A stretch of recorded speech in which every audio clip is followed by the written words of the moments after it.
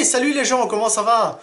Alors je me présente en quelques mots pour ceux qui ne me connaissent pas encore. Je m'appelle Jonathan Wouters, alias Clin d'œil. Tout comme le nom de ma chaîne YouTube, DIY Clin d'œil. Clin d'œil, comme tu veux, c'est la même chose. Je suis belge, je pense que ça s'entend fortement. Je suis né en 1985, donc actuellement j'ai 34 ans. Ma chaîne date depuis officiellement, on va dire 8 mois, officieusement je l'ai depuis 2015, mais bon c'était toujours en petit compte profil ainsi sans plus. Mais je suis fortement actif sur ma chaîne depuis janvier 2019. Donc comme ça tu sais que c'est depuis 8 mois que je suis sur YouTube.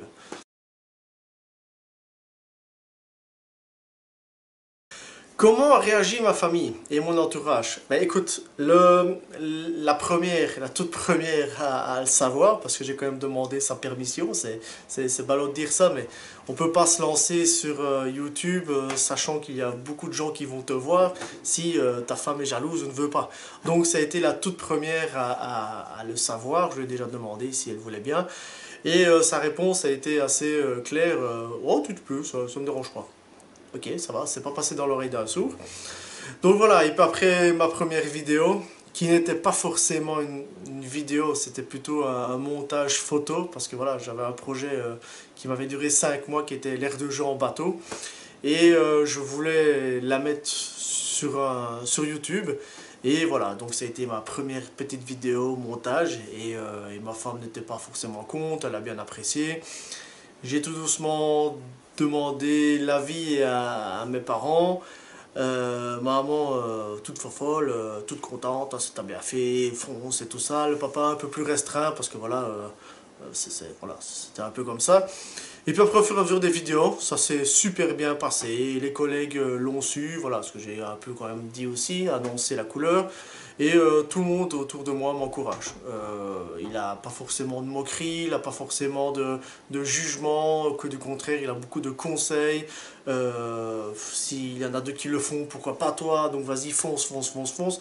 Donc autour de moi, je parle de personnes que je vois couramment, c'est que du positif. J'ai aucune personne qui m'a dit tu devrais pas.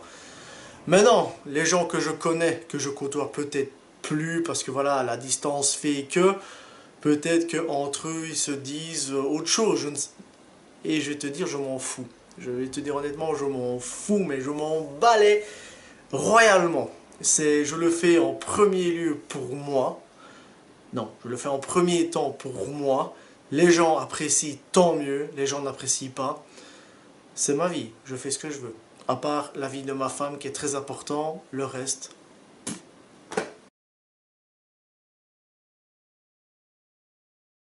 Comment je gère la famille, le travail, les enfants, les hobbies? Il m'a fallu, bon ça fait 8 mois que je suis lancé, il m'a fallu quand même 7 mois avant de comprendre le mécanisme que moi je me dois d'avoir pour savoir survivre à tout ça. C'est très très très hard. Bon, déjà il faut absolument, c'était déjà un des premiers conseils que je te donne. Des conseils sur YouTube pour se lancer, t'en as plein. Et bien malgré tout ça, fais un filtre. Parce que des conseils pour se lancer sur YouTube, ok, mais tu sais, c'est pas si simple du tout. Ceux qui donnent les conseils, peut-être qu'eux ne sont pas mariés, peut-être qu'ils n'ont pas d'enfants, peut-être ils sont peut-être pas ouvriers, donc au niveau effort physique, ils sont peut-être moins fatigués. Plus si tu es séparé, si tu as d'autres hobbies comme le sport, où ça demande beaucoup d'entraînement par semaine et tout. Donc ceux qui donnent les conseils, la plupart du temps, c'est propre à eux, et ce ne sont pas une généralité, parce que tu ne sais pas faire pour moi une généralité. Tu dois toi-même te découvrir et découvrir un peu comment tu fonctionnes, comment ta fatigue réagit et comment ton entourage réagit par rapport à tout ça. Moi, je vais prendre mon exemple à moi. Donc, je précise bien, c'est le mien. Peut-être qu'il y en a qui s'identifieront peut-être, mais moi, voilà, je suis un ouvrier qui travaille dans une tôlerie. Je suis plieur, si tu veux, j'expliquerai un peu après, c'est en fonction des questions, ouais. Physiquement, je suis mort. Quand je rentre du travail, je suis épuisé. Donc, en semaine, je fais jamais de vidéo. Comme ça, moi, tu sais, c'est pas possible pour moi, je suis claqué. Le matin, c'est pas possible parce qu'à 6 heures, je suis debout, donc voilà. Le week-end, ça dépend. Je suis séparé d'un premier ménage où j'ai une petite fille et je l'ai, on va dire, un week-end sur deux complet. Donc, mes vidéos dépendent uniquement de ma fille. Et puis après, par la suite, j'ai un gamin qui est le fils de ma compagne actuelle, qui voilà, commence à faire du sport. De toute façon, j'ai pas envie de te faire voilà, un discours là-dessus, mais son planning joue aussi sur le mien. Tu sais, les samedis, il faut peut-être faire ci, ma fille, il faut peut-être faire ça. Donc, en plus de ça, que moi j'ai d'autres hobbies aussi. D'abord, pas parce que je suis un bricoleur maker que je n'ai pas forcément d'autres hobbies. Donc, au niveau planning, c'est très hard. Alors, ce que je fais, c'est que au début, je ne fais vraiment pas cette bêtise-là, sauf si tu vas avoir une mauvaise expérience et sortir plus fort de ça, mais j'ai fait 2 vidéos par semaine. Il y en a que je connais, que je côtoie, qui le font. Mais ils n'ont pas le même train de vie que moi. Ils ont des horaires différents, ou soit qui travaillent peut-être moins physique, ou plus la nuit, qui fait que la journée, ils savent... Donc voilà, donc moi, 2 vidéos par semaine, c'était pas possible. J'ai tenu 1 mois, après j'ai dit, c'est pas possible, je vais arrêter YouTube. Et j'ai dit non, il faut pense autrement. Je me suis dit, allez, 1 vidéo par semaine. Mais même 1 vidéo par semaine, mon rythme à moi faisait que c'était malgré tout hard. Et après, j'ai parlé, demandé des conseils à gauche et à droite. J'ai décidé de faire 1 vidéo toutes les 2 semaines. Si un jour je suis en vacances et j'arrive à faire 5 vidéos, c'est pas pour autant que je vais sortir les 5 d'affilée toutes les semaines. Non, ça me laissera quelques mois si je fais ça toutes les 2 semaines. Et ça me permettra un peu de me la couler douce. Il ne faut surtout pas que YouTube soit une contrainte familiale par rapport à tes hobbies, par rapport à autre chose. Non, YouTube, ça doit rester un plaisir et surtout pas une contrainte. Ça, c'est très important. Franchement, je ne vais pas dire que j'étais à 2 doigts d'arrêter YouTube il y a un petit temps d'ici, mais j'ai réfléchi autrement et je me suis dit, wow, c'est pas une obligation YouTube, tu le fais déjà pour toi. Si t'as pas de vidéo, t'as pas de vidéo. Et puis voilà.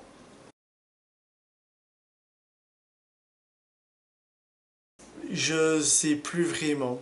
Je vais t'avouer, j'ai un petit doute, mais je pense que c'est quand j'ai publié sur YouTube un groupe, tu sais, de bricoleurs avec des palettes, mon aire de jeu en forme de bateau. Il y a pas mal de gens qui m'ont demandé comment j'ai fait, parce que voilà, à travers des photos c'est bien, mais on aime bien des fois des petites explications, ou sur voilà, des commentaires. Et quelqu'un, je pense, ça vient de là, quelqu'un m'a demandé est-ce que j'ai une chaîne YouTube. Et puis après, par la suite, en parallèle de ça, il y a quelqu'un de ma famille, je pense que c'est ma filleule, Sophie, ben, je te fais un gros bisou ma puce, m'a dit, mais parrain, pourquoi tu te lances pas sur YouTube, tu fais pas mal de bricolage. Et je pense que c'est tous des petits trucs qui ont fait que j'ai rassemblé tout ça, et je me dis, bon ben je vais me lancer sur YouTube, pourquoi pas. Et voilà, donc c'est pas un truc qui était droit depuis le début, c'est le pur hasard. Franchement, c'est vraiment le pur hasard.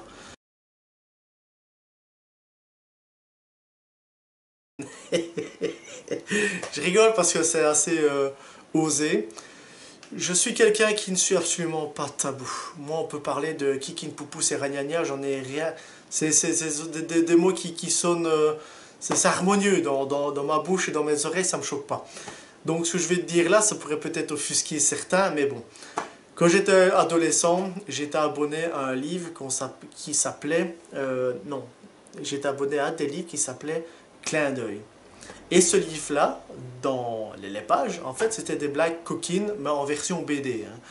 Et je suis un grand fan de ce style de BD-là. Un peu comme les blagues coquines ou les blonds, tu vois, les fameuses BD là. Et c'est un humour que j'ai toujours bien aimé. Et clin d'œil, ça m'est resté... Ça m'a marqué, c'était un beau nom, ça sonnait bien. Et voilà, j'ai pris ce mot-là. Maintenant, en même temps, je remarque aussi que clin d'œil, ça peut avoir une autre signification, c'est le clin d'œil. Et moi, dans le bricolage, je me dis, je travaille avec de la récupération, donc tout le monde peut faire ce que je fais. Je fais des choses simple, basique, pour monsieur et vraiment tout le monde. Donc c'est un petit aussi clin d'œil qui fait que si je sais le faire, toi tu sais le faire. Je redescends tout le monde au même niveau, je me dis maker, mais en même temps je suis quelqu'un qui fait du basique, c'est pas du compliqué. Donc voilà, d'où le nom et la signification de choses différentes, mais pour le même mot. Donc voilà d'où ça vient un clin d'œil. Et petit aparté au niveau symbole de ma chaîne, c'est l'ampoule. Ça fait penser aussi à une idée, d'avoir pouf, une idée. Et à l'intérieur, j'ai le symbole recyclage, récupération. Donc avoir une idée avec la récup. Maintenant, tu comprends un peu le symbole. Et en bas, ben, justement, c'est le cadet, l'abréviation de clin d'œil. Donc voilà un peu pour le nom et le logo de ma chaîne.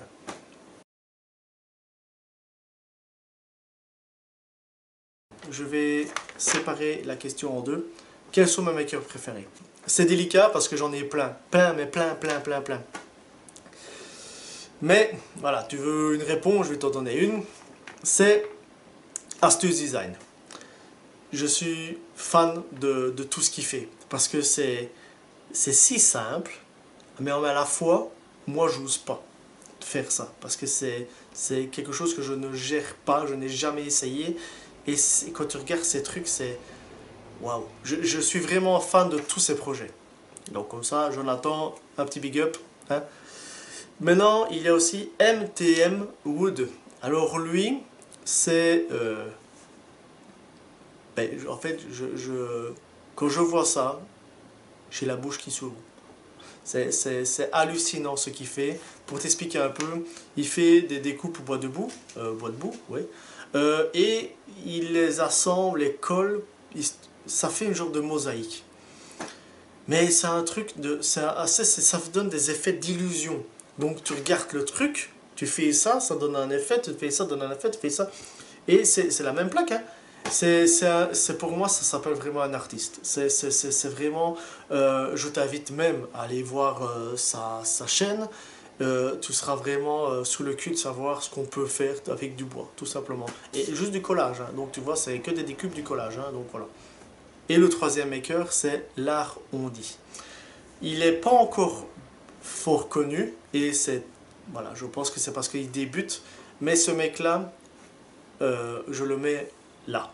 Je le mets mais vraiment au top. J'admire ce qu'il fait de ses mains. Ça m'arrive souvent d'avoir des messages, on se partage des avis, des conseils et tout. Ce qui me fascine chez lui, c'est le peu d'outillage, le peu de matériaux et ce qu'il en ressort. Il a des gens qui travaillent avec des essences de bois, je sais pas où il va chercher ça, franchement. Et lui, il prend des essences de bois que tout le monde peut avoir chez soi, franchement.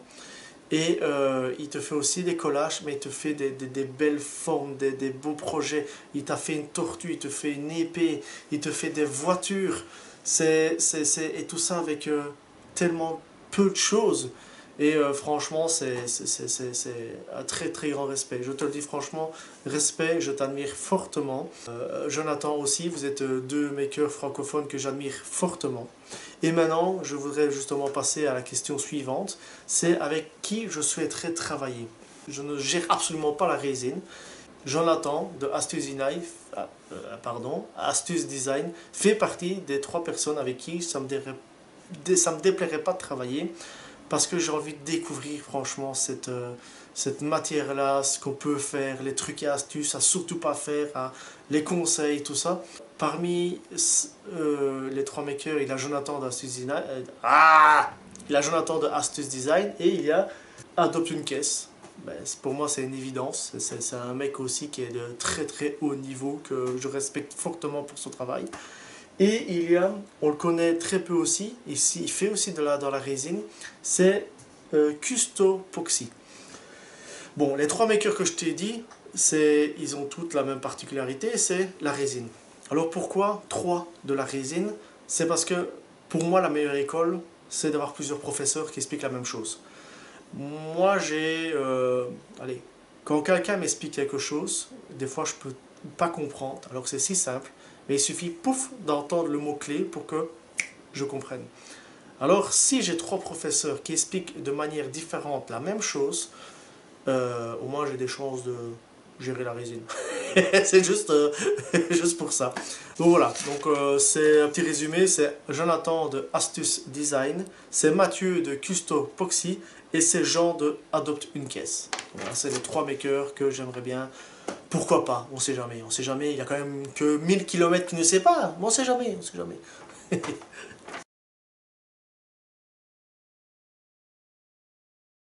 Écoute, je vais me permettre de répondre 3 réponses, parce que ça me touche vraiment. Le tout premier projet qui me tient à cœur, que ce soit sentimentalement et aussi pour moi, pour ma fierté à moi, c'est mon aire de jeu en forme de bateau. Je vais t'expliquer grossièrement. Je suis quelqu'un qui suis parti assez tôt de chez mes parents parce que j'avais besoin de mon indépendance. Voilà, j'étais comme ça. J'ai fait pas mal d'appartements, petits appartements. Et comme je t'ai dit, mon papa est pour moi l'un des premiers makers que je connaisse qui m'a beaucoup enseigné. Il m'a enseigné pas mal de choses, mais énormément de choses. Et ce savoir-là, je n'ai jamais réussi à le mettre en pratique. Donc, quand tu sors de chez tes parents, tu fais appartement, à un certain moment, ben, tu as une boule là. Tu dois faire quelque chose, mais tu ne sais pas parce que tu n'as pas de garage, tu n'as pas de ci, tu n'as pas de là. Jusqu'au jour où, avec ma compagne, on s'installe dans une maison et voilà, quelques mois se passent, le beau temps arrive et tout, et ma compagne me dit tu ferais bien une petite cabane dans le jardin pour les enfants. Maintenant, on a vécu 3 ans d'appartement ensemble, on s'est rencontrés, on a habité en appartement, et elle ne savait pas qui j'étais réellement. Ça, c'est très important. Donc, elle ne savait pas elle savait que j'étais un bricoleur, mais un petit bricoleur, quoi. Mais elle ne savait pas de quoi j'étais capable. Moi, j'ai toujours su, grâce à mon éducation et mon papa. Quand elle m'a demandé ça, j'ai dit, ouais, ça va, pas de souci, mais sans plus. Et moi-même, je me dis non, je ne vais pas faire une simple cabane. C'est con, c'est triste, mais non, non, je voulais exploser tout mon savoir. Et à un certain moment, elle a eu l'idée de oh, tu ferais bien une cabane, mais tu as un peu plus avec une forme et tout. Ok, ça va. J'étais prête à faire une cabane sous-marin. J'étais prête à faire une cabane hélicoptère. J'étais prête à faire une cabane château fort. Et à un certain moment, je me dis, oh, je vais faire bateau. Et voilà, et c'est parti là-dessus. Mais elle s'en souvient des nuits où je cogite, je tourne dans le lit, je cogite. Pour moi, ça a été le plus gros projet sentimental, parce que je l'ai fait pour mes enfants. Je l'ai fait pour elle, parce que je lui ai montré qui j'étais réellement là-dedans et là-dedans. C'est pour moi aussi, parce que c'était le plus gros projet que j'ai fait, on va dire, seul. Mon papa m'a aidé pour faire l'ossature, pour un feu les palissades, ma femme un peu pour le béton, les enfants aussi, pour les vis, enfin soit. Mais je l'ai fait, on va dire, à 80%, quoi. Et j'ai été très fier de ça. Et pour moi, ça a été je me suis découvert, tout simplement. Je sais quand tu as 22 ans et que tu as 30 et des ans, tu te dis, mais j'ai encore rien fait de bien, quoi. Et là, j'ai fait quelque chose pour mes enfants, pour ma femme, pour moi, pour les amis quand ils viennent avec leurs enfants. Quitte à avoir la larme aux yeux. Moi, quand j'ai tout fini, on est au-dessus du bateau, on avait tous les deux une pinte. Moi, j'avais la limite la larme parce que je me dis, waouh, franchement, c'est ma plus belle satisfaction, c'était ça. Et puis après, il a eu un autre projet, c'était les produits d'atelier. C'est con, franchement c'est un projet qui a l'air con pour vous, mais moi, depuis gamin, mon papa il m'a jamais interdit de jouer avec les produits toxiques, du moins toxiques, White Spirit, acétone, avec masque et tout ça, il était toujours à côté de moi, mais il avait cette confiance-là. Mais moi je suis un peu une tête de mule. Moi j'utilise une fois l'acétone, ok ça va, 2 mois après je sais plus à quoi ça sert. C'est triste mais c'est comme ça, je l'avoue. Et depuis longtemps, depuis que je suis gamin en fait, hein, je voulais faire une liste, ça sert à ça, ça sert à ça. Et ça m'a pris un temps fou de faire ce tableau-là, qui est juste là. Et quand j'ai sorti la vidéo là, un jour après, il y a un confrère québécois, Jacob, je te fais coucou, qui m'a demandé le fichier. Et moi j'ai été super content parce qu'un petit jeune qui bricole me demande ça.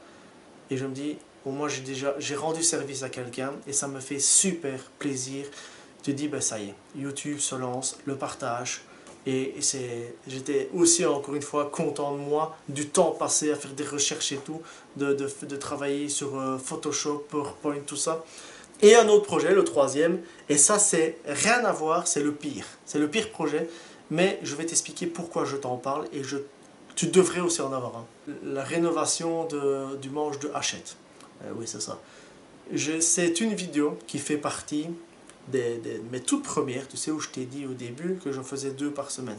C'est une vidéo qui me rappelle qu'il faut arrêter de faire de la merde. J'étais pressé par le temps, je me devais de sortir une vidéo tel jour, j'avais rien, et je me dis allez je vais faire ça. Voilà. Et j'ai bâclé tout, j'ai raté le montage, j'ai raté des étapes parce que j'ai oublié de mettre le coin pour caler le manche dans la hache. C'est vraiment une vidéo de merde, je te le dis, voilà. Et après de là, j'ai dit, non Jonathan, tu vas la laisser là. Et chaque fois que tu la verras, elle te rappellera que tu dois avoir conscience que ta chaîne YouTube, c'est pour toi. Si tu n'as pas de vidéo, tu n'as pas de vidéo, mais ne te force pas. Les abonnés qui te suivent aussi pour ce que tu fais comme vidéo, mais aussi pour la personne en elle-même. S'ils partent parce qu'ils n'acceptent pas, mais tant pis. Mais je ne changerai pas pour mes abonnés. J'ai les abonnés qui m'acceptent comme je suis. Donc voilà. Donc je ne me forcerai pas à faire une vidéo. Et celle-là, cette vidéo-là me le rappelle. Tout le temps. Et donc voilà. Donc voilà pour les 3 vidéos.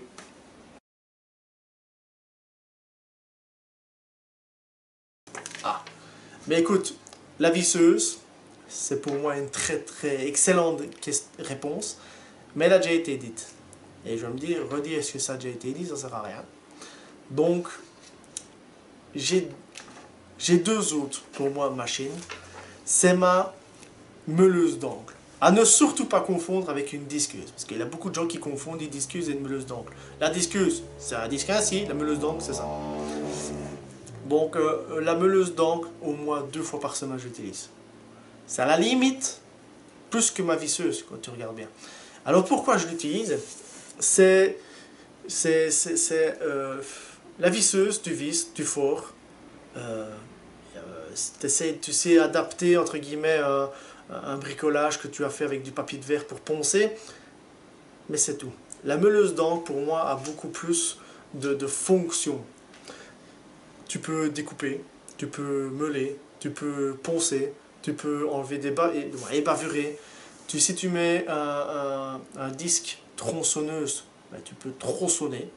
Tu peux mettre un disque sculpté, donc tu peux sculpter.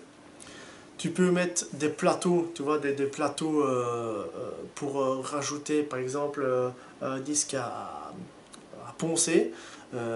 Et ce qui est bien, c'est qu'avec la meuleuse d'angle, ben, tu peux faire autant la résine, du moins poncer de la résine, du bois, du métal. Et donc finalement, moi j'utilise tout le temps la meuleuse d'angle pour des choses différentes, mais toujours avec la même meuleuse d'angle. Donc pour moi, c'est l'outil le plus utilisé pour moi. Et le deuxième, ça c'est plutôt on va dire stationnaire, c'est la scie circulaire sous table.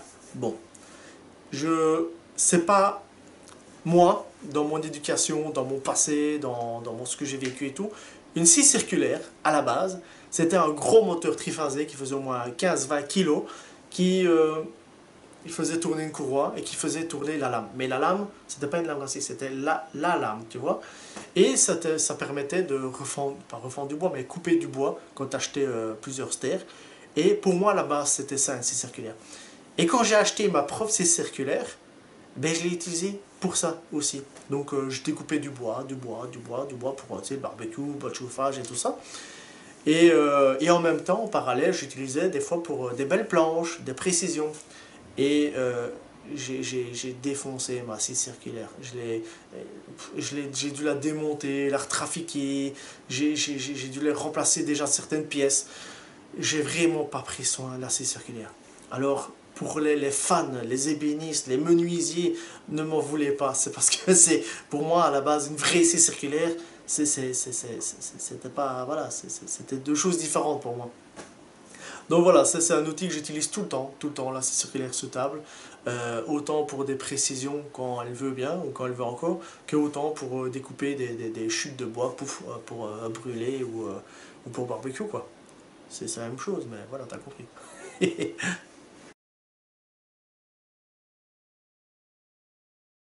Bon, des conseils, il y en a plein. Il y en a déjà pas mal qui ont été proposés, donnés par des confrères qui sont excellents. Te redire la même chose, ce serait pas enrichissant pour toi, donc je vais te donner des autres. Pour moi, ce qui est très important, c'est que euh, YouTube, c'est un peu comme la vie qui t'entoure. Il y a des gens qui t'aiment, il y a des gens qui t'aiment pas, il y a des gens qui te haïssent, il y a des gens qui t'admirent, il y a des gens qui sont neutres. Toi, c'est pareil, il y a des gens que t'aimes bien, il y a des gens que t'aimes pas, il y a des gens que tu veux plus jamais voir. Ben YouTube, c'est pareil. Dis-toi que s'il y a des gens, des fois, qui viennent te mettre des pouces, c'est peut-être pas par rapport à ton contenu ou ta vidéo, c'est juste parce que c'est toi. Et ça, tu dois être conscient de ça. C'est que tu dois pas... moi, dans ma vie actuelle, dans ma vie privée, je me fous du regard des autres. Je suis un je m'en foutisme, je vis pour moi. Moi, je vis pas à travers le regard des autres. Et bien YouTube, ça doit être pareil. Le pouce moi, c'est comme si tu avais constamment du Tipex dessus. Euh, tu t'en fous, mais royalement, quoi. C'est des gens, soit qui t'aiment pas, ou soit qui veulent t'emmerder. C'est quelqu'un qui te connaît, qui veut toujours enfoncer la punaise. Je l'ai, je le hais, je le hais, je veux lui montrer, je veux lui montrer. Mais si réellement tu l'aimes pas, marque-le. Et des couilles, au lieu de faire ça incognito, voilà, tu dois avoir conscience que YouTube, c'est ça. Ça, c'est le premier conseil. Et donc, pour moi, donc, le premier conseil, en gros, c'est ne pas vivre à travers le regard des autres. Donc, tu t'en fous réellement des pouces négatifs. Voilà, c'est comme ça. Ne pas avoir peur aussi de perdre de l'audience. Moi, j'ai perdu 6 abonnés en une seule vidéo. Et je vais te dire, je m'en moque un peu. Je vais t'expliquer. J'ai fait une vidéo qui était un putaclic. Et un putaclic, en tant que youtubeur, tu te dois de moi, je me devais, il faut que j'en fasse un. C'est ça, c'est le bizutage de YouTube, quoi. Tu dois en faire un. Et il y a de mes abonnés qui n'ont pas accepté. C'est pas grave. Franchement, je vais te dire, c'est pas grave. J'ai dit que je m'en foutais, non, je m'en fous pas vraiment, parce que j'ai malgré tout beaucoup de respect envers mes abonnés, mais c'est le fait que je disais avant, ce que tu fais dans tes vidéos, c'est bien, mais celui qui le fait, c'est bien aussi. Moi, j'ai ma personnalité, j'ai ma façon de penser, j'ai mon caractère, mais en même temps, j'ai mes vidéos et tout ça. Si les gens me regardent que pour ça, ben c'est triste, parce que c'est un tout. C'est un tout. Donc si j'ai perdu des abonnés, ben c'est parce qu'ils ne m'acceptaient pas moi comme j'étais. Donc finalement, ben, c'est pas grave. C'est pas grave. Les abonnés qui sont là ou qui restent là, c'est parce qu'ils m'acceptent moi, belge, autodérision, sympathique, bon vivant, toujours un peu d'humour. Donc voilà. Donc accepte de perdre aussi des abonnés et n'aie pas peur de oser faire des choses. Deuxième ou troisième petit conseil, ça va être la différence. Ah, la différence. Je pense que pour moi, c'est un des plus gros conseils que je peux te donner, que d'autres makers pourraient aussi te donner. C'est ne montre pas pour quel parti politique tu es. Si tu n'aimes pas telle religion, la différence culturelle, la classe sociale, qu'est-ce qu'il pourrait encore côté origine, côté linguistique. Tout ça, tu ne dois jamais montrer que tu es plus pour et moins voilà, jamais, jamais. C'est le bricolage, c'est un peu comme la musique, c'est le sport, c'est le cinéma. Ça dépasse toutes ces frontières-là. Ne dis jamais que tu es contre ça, contre telle religion, que tu ne supportes pas ce parti politique-là, que tu n'aimes pas les gens de telle couleur. Je vais te donner un exemple, et ça me touche sincèrement. C'est que lors de ma vidéo pour remercier mes 100 premiers abonnés, j'ai un Indien qui aime bien mes vidéos, voilà, qui m'aime bien, quoi. Et j'ai dû prendre un traducteur, du moins un traducteur Google pour comprendre ce qu'il me disait. Et c'est un mec, il est fan de ce que je fais. J'avais que 100 abonnés, j'avais à peine quelques vidéos. Mais imagine si un jour, dans mes vidéos, je dis « Oh, j'aime pas ça ». Et que lui, il est ça. Ben, j'ai perdu des abonnés. À cause de quoi? D'une opinion personnelle. Tu as le droit d'avoir des opinions, mais qui est dans le bricolage, puisqu'on en a à foutre que t'aimes bien ou t'aimes pas telle ou telle religion ou tel parti. On s'en fout, mais royalement. Alors pour moi, le conseil, c'est que tu fais une chaîne de bricolage, reste dans le contexte du bricolage. Avec de l'humour autour, pour bien enrober et arrondir les beaux angles, et c'est tout. Et c'est tout. Et puis après, tout le reste, tu fais au montage, avec des petites musiques, des petits b-rolls, et, euh, et puis voilà, et c'est tout. Mes créations, bon déjà où tu peux me trouver, ben, sur YouTube, c'est DIY Clin d'œil. Sur Instagram, c'est DIY Clin d'œil. Sur Facebook, c'est DIY Clin d'œil. C'est tout. Donc Instagram, c'est de temps en temps des petites photos quand je suis en train de faire un projet. YouTube, ça va dire c'est le projet complet qui passe en vidéo. Et Facebook, c'est un groupe que j'ai où c'est pareil, c'est ce que je mets sur Instagram, je le mets sur ce groupe Facebook là.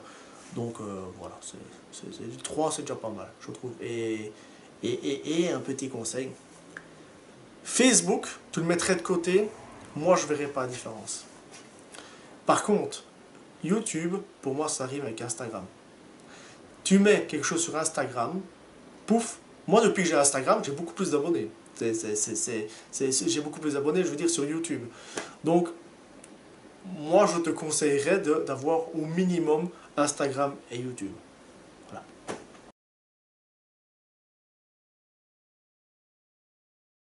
Mais déjà, avant d'être maker, il faut déjà être bricoleur. Mais ça ne veut pas dire que pour moi, tous les bricoleurs seront un jour des makers. Et encore, dans les makers, il y a deux makers. Il y a le maker et le maker youtubeur. C'est des fois des makers, comme je prends l'exemple de mon papa, qui pour moi est le maker, MacGyver, tout ce que tu veux, mais YouTube, lui, voilà. Et pourtant ça reste un maker. Donc qu'est-ce que c'est? Déjà, je voudrais déjà faire une petite explication pour moi d'un bricoleur.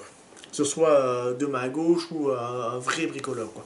Pour moi, un bricoleur, c'est quelqu'un qui rafistole, qui répare, qui fait pas mal de choses finalement. Mais ce qui différencie le bricoleur du maker, c'est que le maker, il invente, il transforme.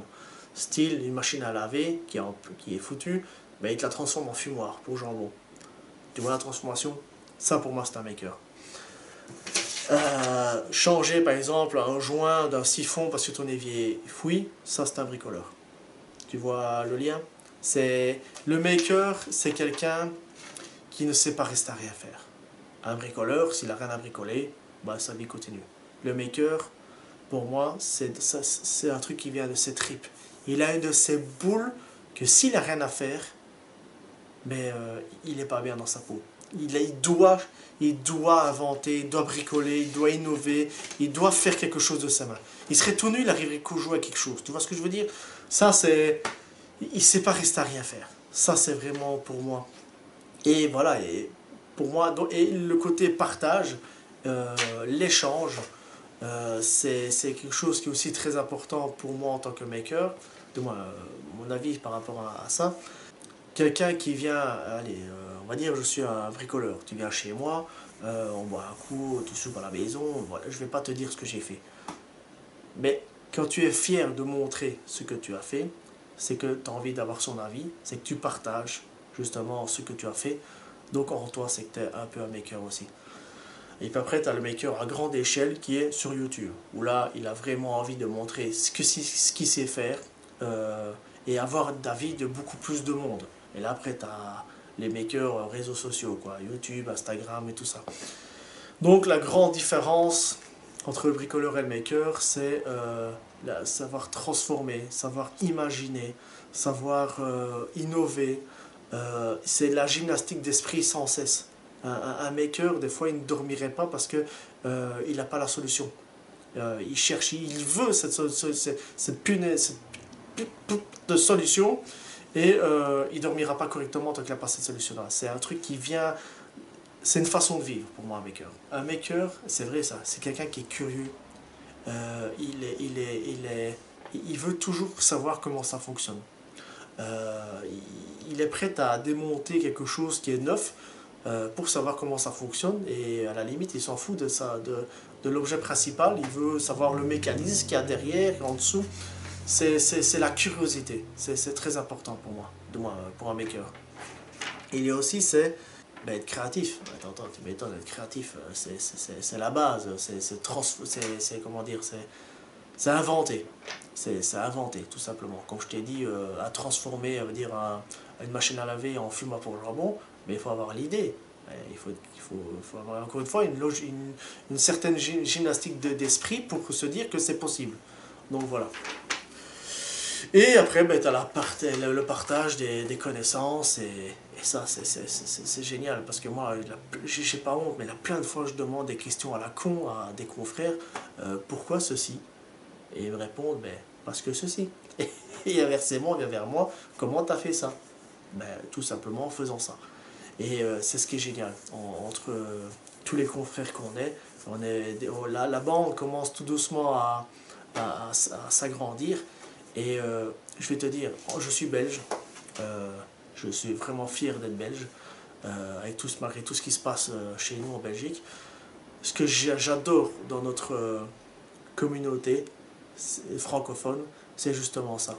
C'est qu'on emmerde les Anglais, on emmerde les Américains, on aide notre bande à nous, plus tous ceux qui ne font pas partie de notre bande, mais qui sont francophones, parce qu'ils sont plus solitaires, ou ils ont leur groupe à eux. C'est le côté francophone, pour moi, est très très important. Je ne sais pas pourquoi je te parle de ça, parce que je change un peu, je dévie, mais c'est plutôt parce que je pense qu'on arrive tout doucement à la fin de vidéo, et c'était pour conclure tout ça. Et voilà. Et par contre, je souhaite dire un très très très très grand merci à Jean-Luc de la chaîne Récup Tout Bricolage, parce que l'initiative qui fait d'aller vers les makers et demander, ça te dit de faire une petite vidéo pour te présenter et tout. Mais moi, il y en a pas mal que je connaissais, mais il y en a d'autres grâce à ce style de vidéo là que je connaissais pas du tout. Mais c'est des mecs, quand j'ai vu ça, je me suis abonné tout de suite sans poser de questions, avec la petite cloche quoi. Donc un grand merci à toi Jean-Luc. De toute façon, maintenant la vidéo se termine, et je vous fais gros belch à tout le monde, et je te laisse la place au prochain maker. Allez, ouais, bisous. Ciao ciao.